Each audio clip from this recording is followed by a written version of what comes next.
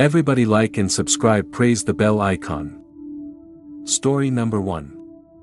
A group of 4 friends, Lena, Marcus, Jay, and Tasha, were all into urban exploration. They had a YouTube channel dedicated to filming their adventures in forgotten and decaying places. Old schools, asylums, warehouses, you name it, they had been there. One building had always lingered at the edge of their conversations, but never quite made it into their plans: the Dorchester Textile Mill.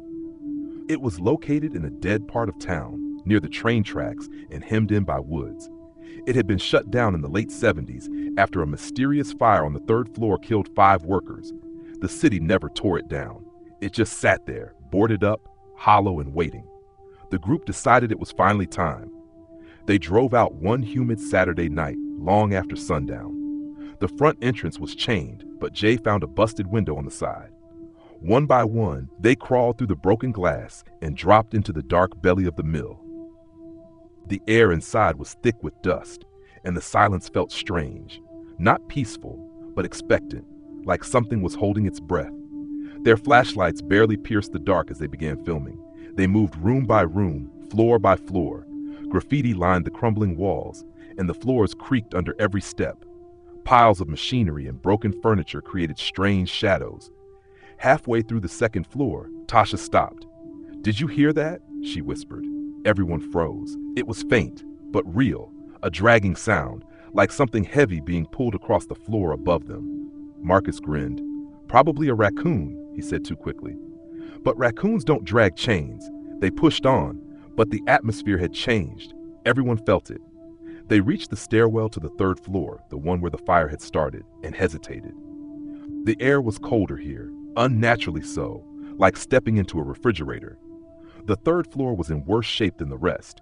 Half the ceiling was collapsed. Charred beams jutted out at odd angles. Their flashlights flicked in and out, and their camera refused to focus. Jay kept shaking it, frustrated. That's when Lena noticed it. A doorway at the far end of the hall had a faint glow, like candlelight flickering. But they hadn't lit any candles. They approached cautiously. Inside the room was a circle of old, rusted sewing machines. Someone or something had arranged them that way. In the center was an old mannequin, dressed in a scorched factory uniform. Its face was gone, melted away. But there were fingernail scratches on the inside of the glass eyes, like someone had once tried to claw their way out. Suddenly, all their lights went out at once. Total darkness. Then a sound, the sewing machines rattling, one by one, starting from the farthest and moving toward them. Click, click, click, click, click. Something brushed past Lena's arm. She screamed. They bolted, stumbling through the dark, slamming into walls, debris each other. The hallway seemed longer now, impossibly long. When they finally reached the stairs, Jay was missing. They called for him, screaming into the black. Then came the sound from the stairwell above, footsteps descending, slow and deliberate. But it wasn't Jay. The figure that stepped into view was hunched and wrong, wearing the same scorched uniform as the mannequin. Its head lolled unnaturally to one side. One arm dragged a chain, the other clutched what looked like a piece of camera equipment, Jay's gimbal. It didn't run. It just started walking toward them. They turned and fled. No one spoke. No one looked back. Outside, they didn't stop running until they reached the car. They drove in silence, none of them speaking until they were miles away. Jay never came out. He never showed up. The police searched for days, but they said the building was too unstable to explore fully. It was sealed off. No footage ever made it online. Every file from that night was corrupted. The only thing that remained was a single blurry frame from a corrupted file. Jay, standing beside the mannequin, his face blank and his eyes black as oil. None of them ever went back. But sometimes late at night, Lena says she still hears the rhythmic click of those sewing machines. Closer, every time. Story number 2. In the outskirts of a quiet rural town in Pennsylvania, hidden by trees and overgrown vines, there stood an old, crumbling psychiatric hospital called Merriwick. It had been abandoned since 1984, after several patients and staff went missing under unexplained circumstances. The townsfolk said it was cursed, left to rot for a reason. Most avoided even looking at it when they drove by. But that made it all the more irresistible to 19-year-old Darren. Darren was obsessed with old buildings, not just the architecture, but the feel of them. He was convinced they carried some kind of energy, memories that could be felt by those sensitive enough. He had no YouTube channel, no audience, just a camera, a flashlight, and a fascination with forgotten things. He decided one cold October evening to explore Merowick alone. He got there just before sunset and parked on the side of the gravel road. He walked through the woods for nearly 10 minutes before the building emerged, tall, hollow-eyed, and rotting. The front door was off its hinges, hanging at an angle like a broken jaw. Inside, the air was thick with mold and something else, something metallic.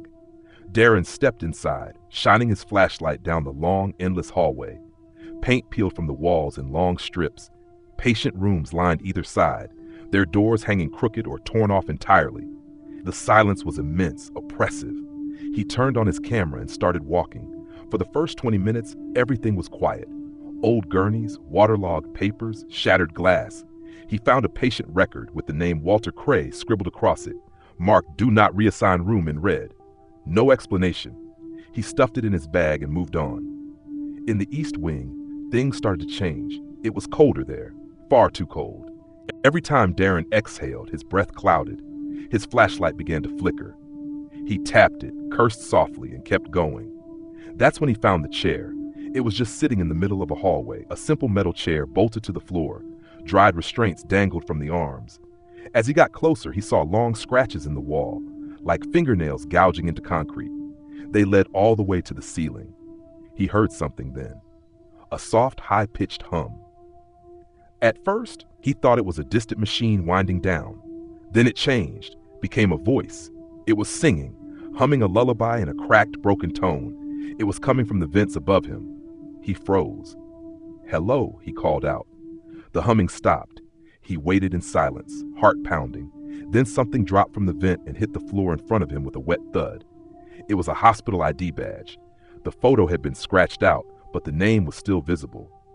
Walter Cray. He turned to leave, but the hallway had changed. It was longer now. He ran. Doorways stretched past him, repeating. He passed the same torn wheelchair 3 times. Finally, he slammed into a door and burst into a stairwell. As he started climbing, he realized it was going down, not up, but it was the only way. The stairs twisted in impossible angles. No windows, no lights. His flashlight flickered out. He turned on his camera's night vision and looked through the screen. That's when he saw it. A shape was following him, barefoot, gaunt. Its head tilted sideways, twitching every few steps. It wore a tattered hospital gown, and its face, if it was a face, was smeared with something dark and wet. It didn't run. It just followed, step for step. Darren turned and ran down the stairwell until he reached a heavy door marked isolation. He burst through it, slamming it behind him. Silence again. The room he entered was completely dark, save for a flickering emergency light swinging slowly above. It revealed something horrifying, dozens of restraints hanging from the ceiling like vines. And in the center of the room, a gurney with what looked like scratch marks burned into the leather. As he stepped closer, the restraints all lifted at once, like they were reaching for him. He backed into a corner, dropped the camera, and screamed as the lights died. That was the last anyone heard from Darren. His car remained parked on the side of the road for days. Police searched Merowick top to bottom but found no sign of him, no body, no bag, no flashlight. Only the camera was found, still recording, lying on the floor of the isolation room. The final 12 seconds of the footage showed Darren standing motionless, staring at the wall. Then, slowly, he turns to look directly into the lens. His eyes are wide and entirely black, and behind him, barely visible in the flicker, a second figure leans out of the ceiling vent, smiling. Story number 3. In the heart of an old industrial district stood the once grand Monroe Hotel, abandoned for over 30 years. The building's ornate facade was cracked and weathered, windows shattered and boarded, yet it still loomed like a dark sentinel over the empty streets. Locals whispered that the hotel wasn't just empty. It was haunted by the souls of guests who never checked out. A pair of thrill-seeking college students, Emma and Paul, decided to investigate one chilly autumn evening. They wanted proof, something to upload to their vlog, and finally put the Monroe to rest as a local legend. They slipped through a broken window near the basement entrance. Inside, the stale, damp air was thick with the scent of mildew and decay. Their flashlights barely penetrated the heavy darkness. As they crept through the lobby, the faint sound of piano music drifted from the grand ballroom upstairs. The music was slow, sorrowful, and just barely audible. Paul laughed nervously. Probably just the wind hitting the old keys. Emma wasn't so sure. They climbed the grand staircase, each step groaning beneath their weight. The ballroom door was ajar, revealing an enormous room covered in dust, with cobweb-draped chandeliers hanging overhead. In the corner, an antique piano sat untouched, its keys blackened and cracked. Then the music stopped abruptly. Suddenly the temperature dropped, and Emma's breath fogged in front of her face. Paul's flashlight flickered, and when it came back, they both saw it.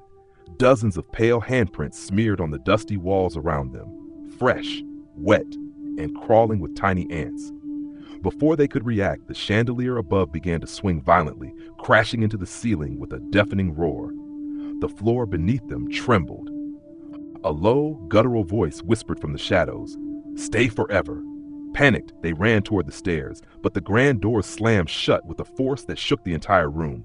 Paul tried to open them, but they wouldn't budge.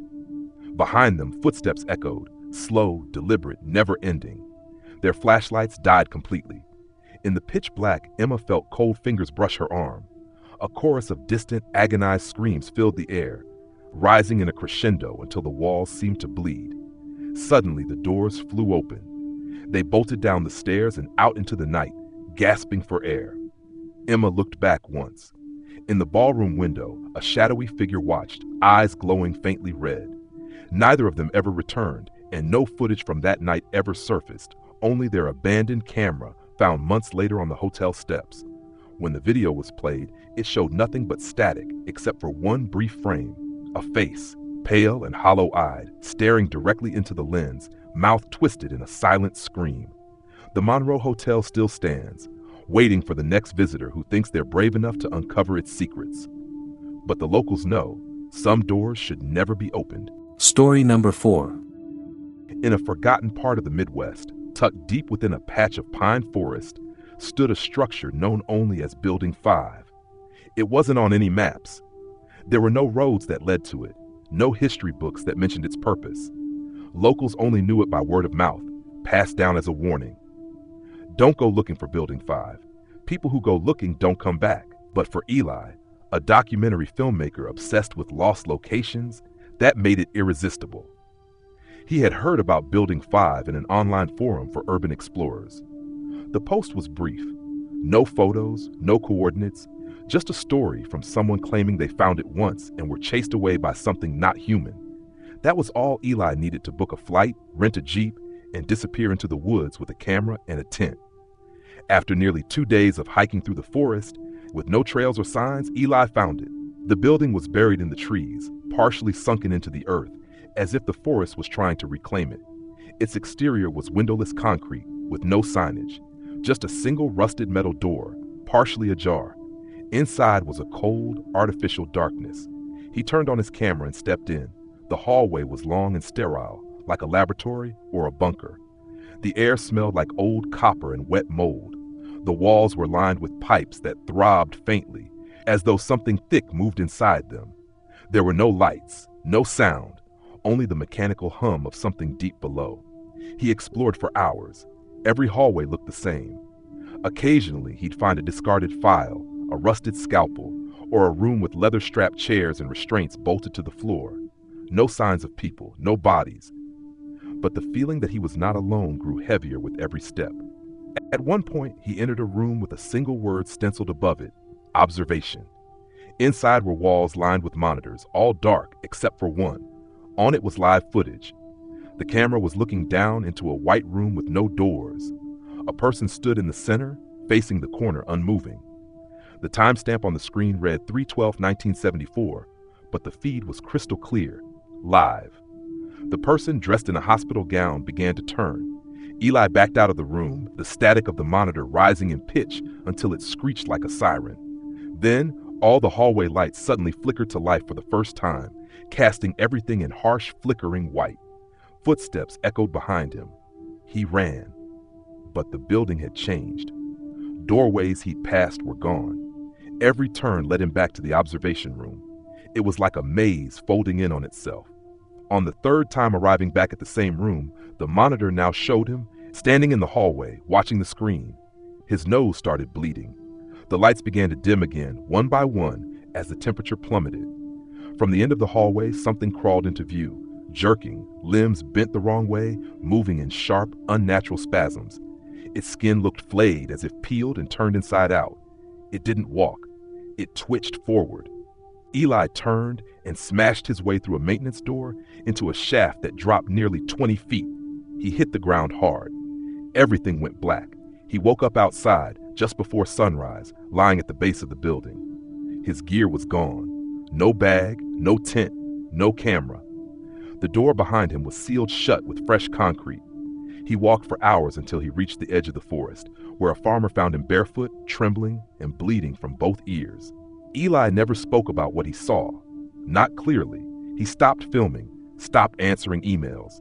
He lives in a care facility now, mostly silent, drawing the same thing over and over again. A windowless building in the woods, with a monitor and a person always watching.